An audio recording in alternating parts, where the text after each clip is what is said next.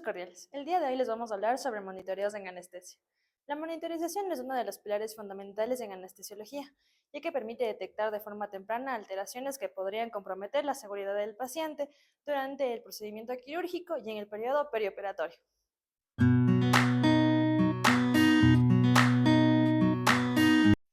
Ahora bien, vamos a comenzar hablando del primer monitoreo, que es la saturación de oxígeno, que se encarga de medir en porcentaje la unión de la hemoglobina al oxígeno como tal y se mide mediante el pulsioxímetro o también llamado saturador, que se basa en una técnica no invasiva denominada espectrofotometría, que se encarga de medir la saturación de oxígeno periférica y también la frecuencia cardíaca de forma rápida. Ahora bien, el pulsioxímetro como tal tiene una sonda que emite dos diodos emisores de luz LED y un fotodetector. Los emisores de luz LED son dos, que es la luz LED infrarroja, que tiene 940 nanómetros, y la luz LED roja de 660 nanómetros. Estos van a pasar generalmente a través de un lecho vascular, como el dedo, el lóbulo de la oreja y en pacientes pediátricos, el pie. Este se basa su funcionamiento en que la hemoglobina oxigenada y desoxigenada absorben esta luz de manera diferente, de modo que la hemoglobina oxigenada va a absorber luz LED infrarroja, dando paso a la luz LED roja, mientras que la hemoglobina desoxigenada va a absorber luz LED roja, dando paso a la luz infrarroja.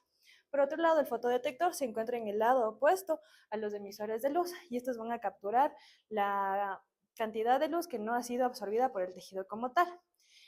Dentro del pulsioxímetro existe un microprocesador que aplica un algoritmo patentado que calcula la proporción entre los niveles de hemoglobina oxigenada y desoxigenada, dando en sí como resultado la saturación de oxígeno que se va a mostrar en pantalla. Para diferenciar la sangre arterial de los tejidos circundantes como grasa, piel, huesos y la sangre venosa, el pulsioxímetro se enfoca en la naturaleza pulsátil de la sangre arterial, de modo que detecta los cambios de onda que son emitidos por este en cada flujo sanguíneo durante cada ciclo cardíaco. Además, también se encarga de medir la buena perfusión periférica y la buena calidad de señal. Por otro lado, también tenemos la curva letismógrafa o también denominada curva de oximetría, que es la representación gráfica de la saturación de oxígeno arterial periférica en cada ciclo cardíaco. De modo que dentro de sus componentes tenemos el ascenso sistólico, que es la representación de la contracción del ventrículo izquierdo, que es cuando el flujo es emitido hacia la circulación arterial. Por otro lado tenemos el pico sistólico, que es el punto máximo del flujo sanguíneo, y el descenso diastólico, que se representa la diástole, que es cuando disminuye el flujo sanguíneo como tal, y dentro de este descenso diastólico existe la cisura dicrática, que es una depresión dentro de la rama descendente que se referencia al cierre de la válvula aórtica. No significa que sea patológica como tal. Y dentro de la interpretación clínica tenemos que una curva normal es cuando las ondas son regulares y equidistantes, que significa que existe una buena perfusión periférica. Por otro lado, la curva de baja amplitud, cuando las ondas son pequeñas e inconsistentes, casi ausentes, es porque hay una hipoperfusión como tal, que se podría dar por algún shock, hipovolemia, hipotermia. Y por otro lado, la curva de gran amplitud son ondas altas, bien definidas y de una forma consistente, que igual significa que existe una buena perfusión periférica. La curva irregular, que son ondas irregulares a una amplitud muy inconsistente, que significa en este caso trastornos del ritmo cardíaco, que podría darse por alguna arritmia auricular, por un extrasístole, por una fibrilación auricular. La curva con artefactos tiene picos erráticos y las ondas son distintas como tal, y esto se podría dar a que está mal colocado el sensor o existe una señal que no es confiable. Y la ausencia de curva es cuando no puede estar colocado el sensor como tal, no está bien, o existe un paro cardíaco o una disminución en la perfusión periférica, de modo que se interpreta que el pulsioxímetro no puede emitir una señal y no puede dar la saturación de oxígeno como tal. Dentro de los valores normales del pulsioxímetro, existen literaturas que es desde el 94% al 100%, sin embargo existen otras que es desde el 92%, considerándose anormal inferior al 92% y con una hipoxemia clínicamente comprobada cuando es menor al 90%, y este es un criterio para una intubación. Sin embargo, hay que tener en cuenta la precisión del saturador, que es de aproximadamente del 2 al 4%, que sus valores son similares a una gasometría arterial. pero también pueden tener algunos factores que pueden alterar esta lectura, que serían, por un lado, la pigmentación de la piel, ya que tonos de piel más oscuros podrían ayudar a una sobreestimación de la saturación de oxígeno, mientras que igual el esmalte de uñas, sobre todo esmaltes oscuros, afecta a la señal del saturador y no podría dar una señal confiable. Al igual, pacientes intoxicados con carboxihemoglobina, ya que este tiene una relación o una fisiología similar a la oxihemoglobina, lo cual podría dar un valor erróneo en cuanto a la saturación de oxígeno. Además, una mala colocación podría dar una lectura inestable, inconstante o una lectura que no sea inconsistente.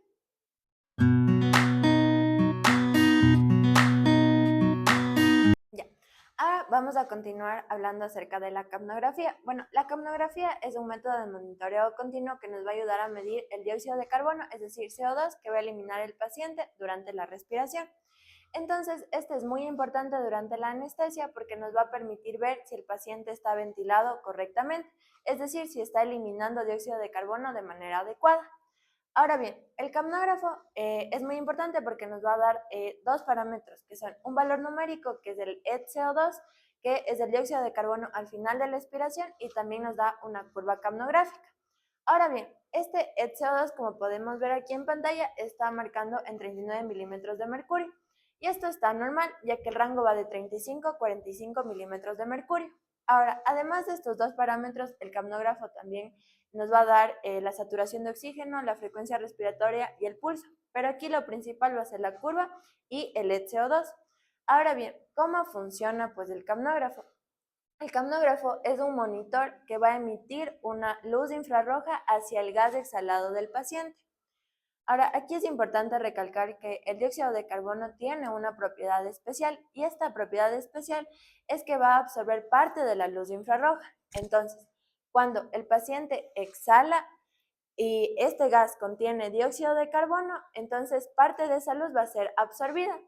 Entonces, esto es fácil de entender si lo comparamos con una linterna y un vidrio. Si el vidrio está claro, pues la luz va a pasar mucha luz, pero si el vidrio está oscuro, pasa menos luz. Algo similar sucede con el dióxido de carbono. Entre más dióxido de carbono haya en el gas exhalado, pues más luz infrarroja va a ser absorbida. Entonces, esta medición luego se va a interpretar en el monitor y nos va a dar el valor del ETCO2 y vamos a tener la curva capnográfica. Ahora bien, vamos a tener dos tipos de capnógrafos. Tenemos el mainstream, que es este, y el side stream. Ahora, el primero es un sensor que va a estar conectado directamente con el circuito respiratorio, es decir, que está cercano a la vía aérea y tiene una respuesta rápida. Y el side stream, por el contrario, es un monitor que va a tomar una pequeña muestra de gas mediante una línea, y generalmente este se utiliza en los pacientes intubados y en algunos pacientes no intubados. Ahora, vamos a continuar con la curva capnográfica.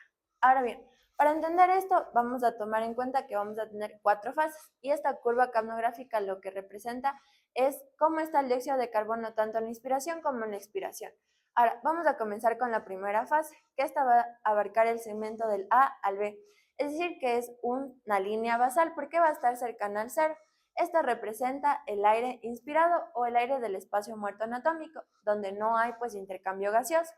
Ahora, vamos a ir con el segmento del B al C, que es la segunda fase. En esta fase, como vemos, ya la curva está subiendo rápidamente, y esto significa que ya comienza a salir el aire mezclado, tanto del aire alveolar como del espacio muerto anatómico.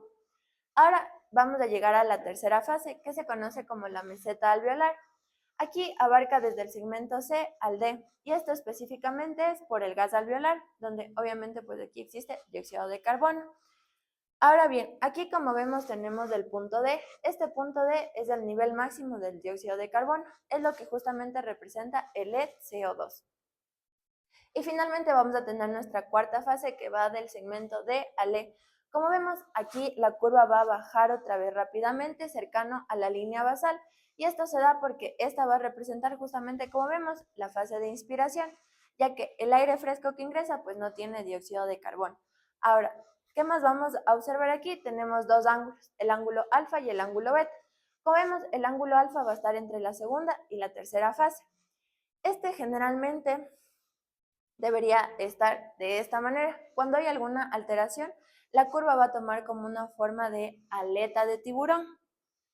Y esto puede indicarnos que haya algún broncoespasmo, algún aumento en la resistencia al paso del flujo de aire, o bien hay una obstrucción completa de la vía aérea. Ahora, vamos con el ángulo beta, que este va a estar entre la tercera y la cuarta fase. Aquí, cuando igual existe alguna alteración o la curva pues no desciende otra vez al nivel basal, esto significa que hay una reinhalación de CO2, lo que va a significar que puede ser por algún problema con el circuito anestésico o hay un agotamiento del absorbente de dióxido de carbono. Y bien, para finalizar, bueno, la capnografía, aquí es importante nosotros saber interpretar el valor del CO2, porque cuando el valor está por encima de lo normal, es decir, de los 45 milímetros de mercurio, esto nos puede indicar que hay hipoventilación, pero cuando el valor está menor a los 45 milímetros de mercurio, es lo contrario. Por ejemplo, hiperventilación, fuga, hay desconexión, etc. Ahora bien, es importante que así debería verse normalmente, pero cuando hay algún cambio repentino de la curva, por ejemplo, la curva está aplanada, esto nos hace pensar rápidamente en que hay apnea, extubación o intubación esofágica o bien algún fallo con la máquina. Entonces, finalmente, pues la capnografía no solo va a medir el dióxido de carbono, sino que es una ventana en tiempo real de la ventilación, perfusión y el metabolismo del paciente.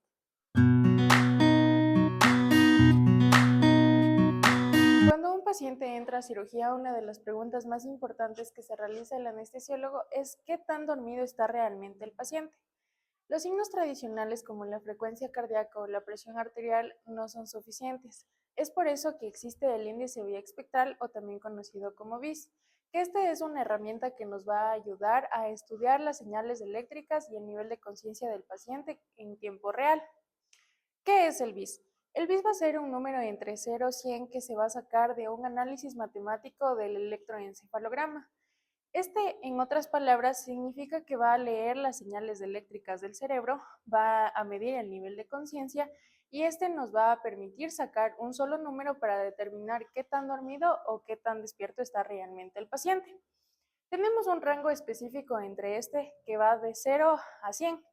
Significado que 100 tiene que el paciente está completamente despierto, de 40 a 60 que es el rango excelente para estar dentro de una operación, menor a 40 que es que el paciente tiene una anestesia excesivamente profunda y 0 significa que no hay una actividad cerebral. Ahora, ¿cómo se coloca? Para obtener una lectura se le coloca al paciente un adhesivo en la frente con 4 electrodos. El primer electrodo va a estar colocado en la línea media de la frente. El segundo electrodo se coloca superior a la superciliar derecha. La tercera se va a colocar en la temporoparietal derecha y el cuarto electrodo este va a ser el del tierra o va a estabilizar la señal del electrodo. Estas señales eléctricas cerebrales van a pasar por medio de un cable al monitor y este monitor nos va a dar el número de BIS. Luego, aparte del BIS, tenemos otros 3 parámetros fundamentales que lo van a clasificar en EMG. Esta va a medir la actividad muscular facial. Si el paciente tiene una tensión muscular facial, vamos a creer que el paciente está despierto, lo cual puede ser incorrecto, y este nos puede dar una señal errónea del BIS.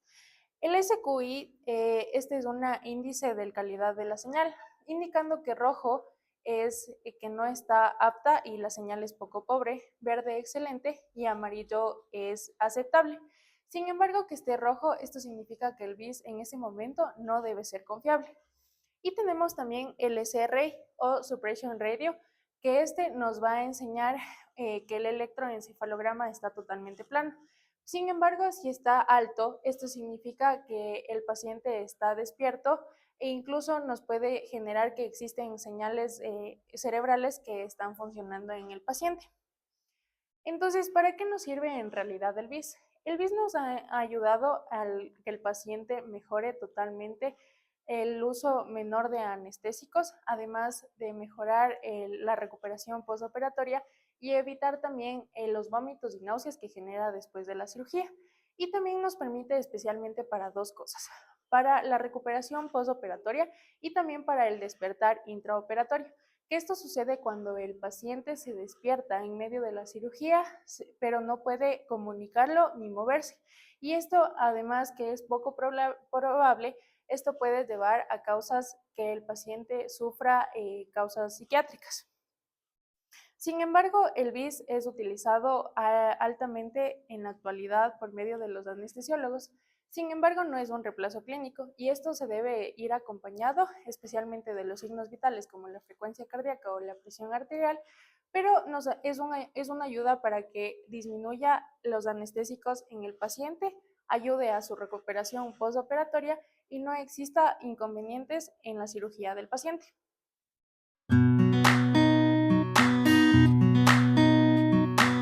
A ver, en cuanto a la presión arterial invasiva, esta es una técnica de monitorización hemodinámica continua, la cual consiste en la inserción de un catéter de manera directa en una arteria, la cual posterior será conectada a lo que es un sistema de transducción. Este nos va a permitir verificar lo que es el cambio de la presión mecánica del pulso, nos va a permitir verificar el cambio de lo que son las señales eléctricas.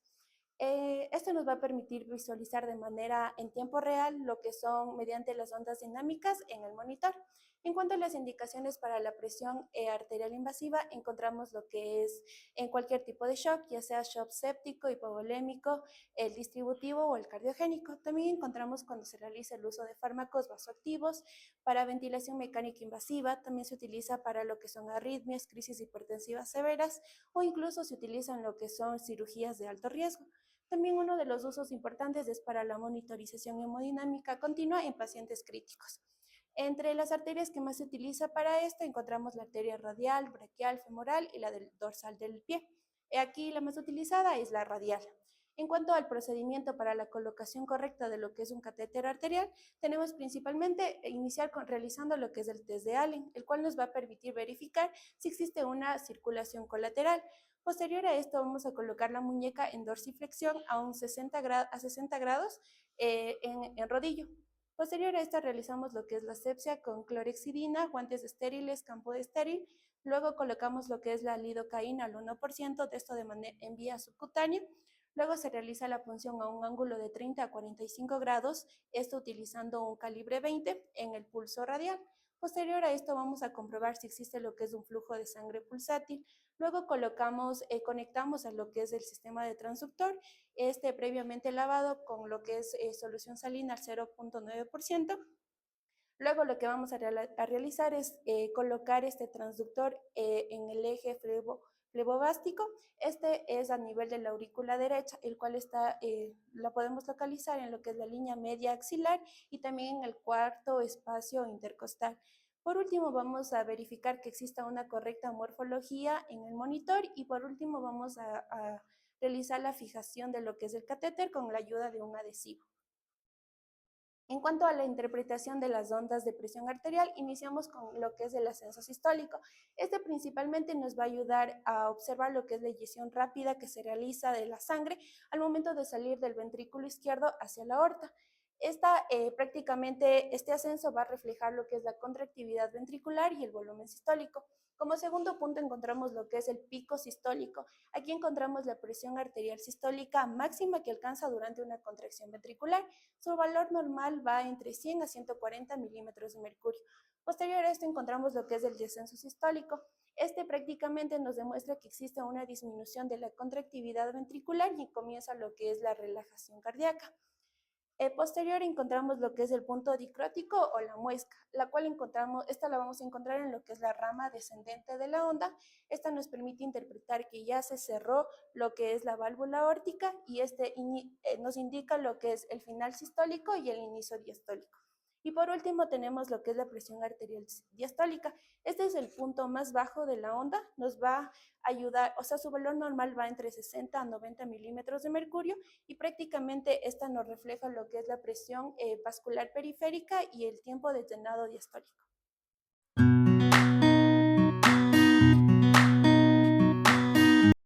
Bueno, ahora vamos a hablar acerca del electrocardiograma o electrocardiograma. Este permite ver la actividad eléctrica del corazón y nos va a permitir observar las señales cardíacas por medio de ondas. Primero vamos a empezar a describir cómo es la máquina. y empezamos con los electrodos, que estos electrodos son parches que se pegan a la piel y estos son capaces de detectar las señales cardíacas. Después tenemos a las derivaciones o a los cables, los cuales van a estar conectados a los parches con la máquina y estos son los encargados de transmitir las señales eléctricas. Posterior tenemos a la máquina, sin embargo esta máquina funciona con varios sistemas. Primero tenemos el sistema de captación que como su nombre lo dice va a captar las señales eléctricas del corazón. Luego tenemos un sistema de amplificación el cual es encargado de ampliar las señales cardíacas debido a que estas son muy pequeñas. Posterior a este tenemos un sistema de filtrado el que es encargado de limpiar el ruido, de disminuir el ruido y de amplificar las señales eléctricas. Después tenemos un sistema interno de procesamiento. Este sistema es el principal sistema de toda esta máquina debido a que este es el encargado de organizar toda la información captada y este nos va a mostrar la actividad del corazón por medio de ondas. Ahora, vamos con la máquina, que la máquina va a tener varios botones, el de prendido, el del inicio del registro y el de la impresión de registro, que este se va a imprimir en un papel en el cual de forma horizontal nos va a hablar del tiempo y de forma vertical nos va a hablar del voltaje. De forma horizontal, en el tiempo, cada cuadrito pequeño mide de 0.04 segundos, mientras que un cuadrito grande mide 0.20 segundos. Y de forma vertical, cada cuadrito pequeño mide 0.1 milivoltios y cada cuadrito grande va a ser de 0.10 milivoltios por segundos. Y nos habla que este papel, que es la impresión, este va a correr a una velocidad de 25 milímetros por segundo. Ahora vamos a hablar acerca de la colocación de los electrodos y también de las derivaciones. Vamos a empezar con la colocación del primer electrodo, que es B1. Este se va a colocar en el cuarto espacio intercostal al lado derecho del esternón, mientras que el V2 se va a colocar de igual forma en el cuarto espacio intercostal, sin embargo al lado izquierdo del esternón. El B3 se va a colocar entre B2 y B4, por lo tanto B4 se coloca en el quinto espacio intercostal en la línea paraesternal, en la línea media clavicular. Ahora vamos con el B5, que este se va a colocar en la misma zona del B4, sin embargo, este se va a colocar en la línea axilar anterior, mientras que B6 de igual forma se va a colocar en el quinto espacio intercostal izquierdo a la misma altura de B4 y B5, sin embargo, este va a estar en la línea axilar media. Ahora vamos a hablar acerca de las derivaciones, que estas van a estar colocadas en las extremidades. Empezamos con la del brazo derecho, que como su nombre lo dice, es right arm, mientras que el del brazo izquierdo es left arm, por lo tanto, es LA y RA, mientras que en las extremidades inferiores de igual manera se van a colocar de acuerdo a las siglas en inglés, es decir, left leg y right leg. Entonces, vamos a colocar en LL y en LA, en LR. Ahora, vamos a hablar acerca del triángulo de Einthoven, que este triángulo de Einthoven, este es un triángulo imaginario en el cual nos va a permitir visualizar el corazón desde diferentes zonas.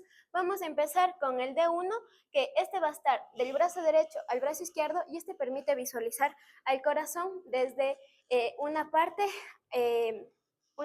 lateral, mientras que el D2 y el D3, que van desde el brazo derecho hacia la pierna izquierda y del brazo izquierdo hacia la pierna izquierda, estos nos van a permitir visualizar el corazón desde puntos de vista inferiores. Ahora, vamos a hablar acerca de cómo vamos a ver el corazón gracias a los electrodos. Entonces, vamos a empezar que B1 y B2, nos van a permitir ver el corazón desde una parte septal, mientras que B3 y B4 nos van a permitir ver el corazón de una parte anterior y B5 y B6 desde una parte lateral. Ahora, ¿cómo se usa el electrocardiograma en anestesiología? El electrocardiograma en anestesiología podemos utilizar de dos formas, con 3 electrodos o con 5 electrodos. Se utiliza con 3 electrodos cuando es una cirugía corta, cuando no se necesita evaluar todo el electrocardiograma, y aquí vamos con estos 3 electrodos a vigilar tanto la frecuencia cardíaca como el ritmo cardíaco. Sin embargo, con 5 electrodos, aquí se va a utilizar 5 electrodos especialmente para pacientes con antecedentes de patologías cardíacas, cuando son cirugías de mayor riesgo, cuando el paciente está inestable y cuando la cirugía es de largo tiempo. Y de manera especial cuando se necesita visualizar el segmento ST, ya que este nos va a permitir ver si existe una disminución de oxígeno en el corazón. Ahora vamos a hablar acerca de las taquicardias y de las bradicardias. En la taquicardia, esta nos dice que en un adulto es cuando tenemos una frecuencia cardíaca mayor a 100 latidos por minuto y una bradicardia es cuando tenemos menor a 60 latidos por minuto. Aquí vamos a hablar acerca de las taquicardias y de las bradicardias principales. Empezamos primero con la taquicardia sinusal, que esta va a ser de igual manera una frecuencia cardíaca mayor a 100 latidos por minuto, sin embargo, este tiene un buen ritmo. De ahora, vamos con la taquicardia supraventricular, que esta empieza por encima de los ventrículos, y una taquicardia ventricular que va a empezar en los ventrículos. Y ahora hablamos acerca de una fibrilación auriculoventricular. Esta fibrilación auriculoventricular nos habla de una taquicardia, una frecuencia cardíaca mayor a 100 latidos por minuto, sin embargo, con un ritmo irregular. Ahora, las bradicardias, en la cual tenemos la bradicardia de bloqueo auriculoventricular de primero, de segundo, de tercer grado. El de primer grado nos dice que se va a enviar las señales desde la aurícula al ventrículo, sin embargo, esta se va a enviar de manera lenta, estas señales. Mientras que en la de segundo grado, aquí se va a enviar de igual manera las señales eléctricas de la aurícula al ventrículo, sin embargo, no llega al ventrículo. Pero se envía la señal, sin embargo, en el bloqueo de tercer grado, aquí va a enviar aquí hay un bloqueo completo, no envía señal auricular ventricular, por lo tanto hay un bloqueo completo.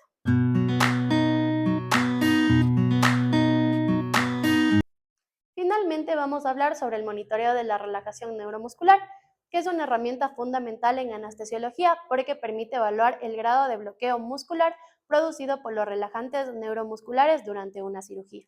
En pantalla podemos observar el monitor TopWatch SX, el cual va a enviar impulsos eléctricos hacia un nervio periférico para de esta manera registrar la respuesta muscular del paciente. Normalmente un impulso nervioso libera acetilcolina, la cual se une hacia los receptores nicotínicos y de esta manera se produce la contracción muscular. Sin embargo, cuando se administran medicamentos como el rocuronio o becuronio, se bloquean los receptores impidiendo que se dé una contracción muscular normal. Por ello es importante el monitoreo. Para realizar la mano del paciente tiene que estar en posición supina, donde el dedo pulgar permanece libre a diferencia de los otros, ya que el monitor mide específicamente el movimiento de este. El nervio estimulado es el nervio cubital, que se encuentra en la cara interna de la muñeca, donde se van a colocar 2 electrodos adhesivos.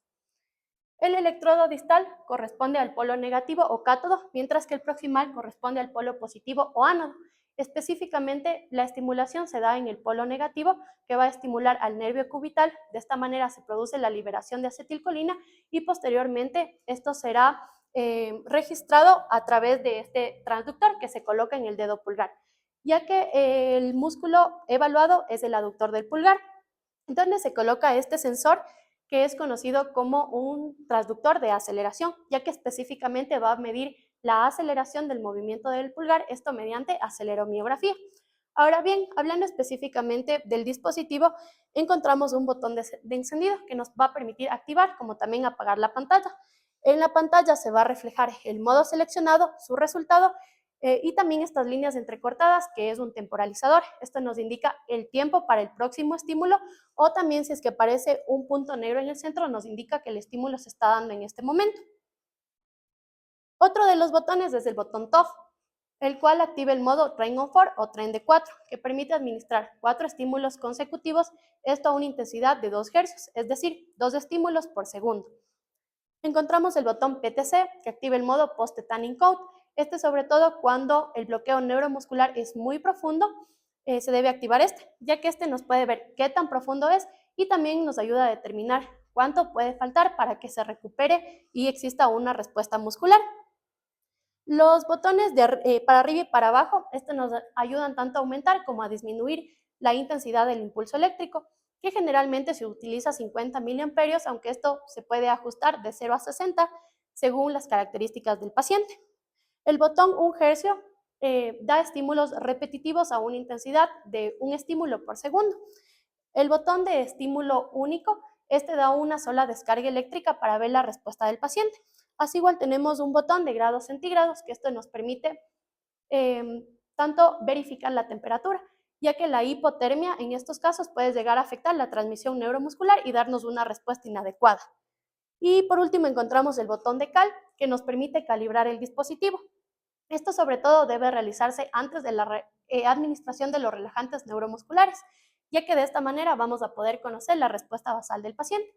Hablando específicamente sobre el modo TOF, el monitor nos va a calcular el TOF radio, que es la relación entre la cuarta respuesta muscular con la primera. De esta manera, si es que obtenemos un valor mayor o igual al 90%, nos indica que existe una relajación neuromuscular adecuada, es decir, que el riesgo de que se produzca un bloqueo residual va a ser bajo. Si es que los valores se encuentran entre 0.4 a 0.9, existe una relajación neuromuscular parcial, es decir, que el paciente aún puede presentar dificultad respiratoria, hipoventilación y también apnea. Ahora, si es que este valor se encuentra menor a 0.4, nos indica que el paciente tiene un bloqueo neuromuscular profundo. Y si es que estos valores llegan a desaparecer, tenemos que activar el modo PTC. Así igual también puede aparecer un fenómeno conocido como fade o desvanecimiento, en el cual cada respuesta muscular del estímulo muscular va a ser menor que la anterior. Entonces, finalmente concluimos demostrando que el monitoreo de relajación neuromuscular es una herramienta importante porque permite la administración adecuada de las dosis de los relajantes neuromusculares, también evita que se dé el bloqueo residual, previene de apnea, de hipoxia y también de complicaciones respiratorias postquirúrgicas, y de esta manera también nos ayuda a determinar cuándo es seguro poder despertar al paciente o extubarlo. Gracias por su atención.